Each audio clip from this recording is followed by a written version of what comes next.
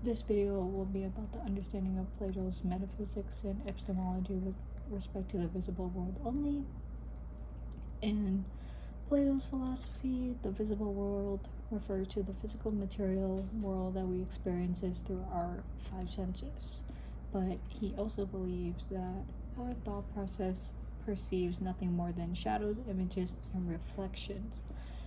So, moving forward,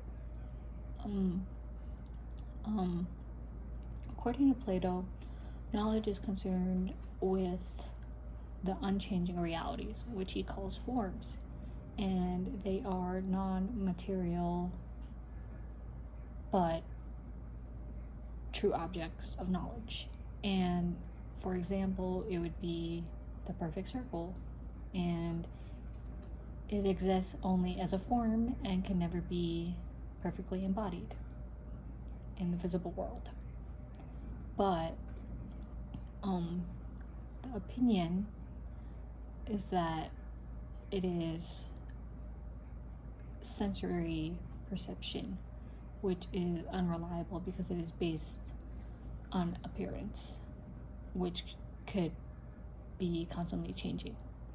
And the visible world helps us with opinions rather than knowledge, because we are using the senses, for example, as I've mentioned, sight, and no physical circle can never perfectly match an ideal circle as a form. But sorry, I'm looking through notes here. Or another example would be looking at the reflection in a lake. The face is distorted. It is not what your face would look like in a mirror. And in order to acquire true knowledge, you have to move from senses and engage with the world of forms, which is achieved through rational thought and intellectual insight. And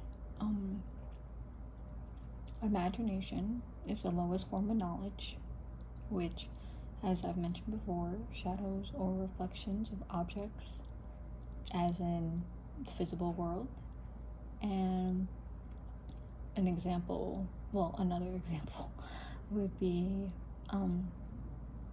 imagine the image of a tree on a movie screen compared to a tree in the real life world. And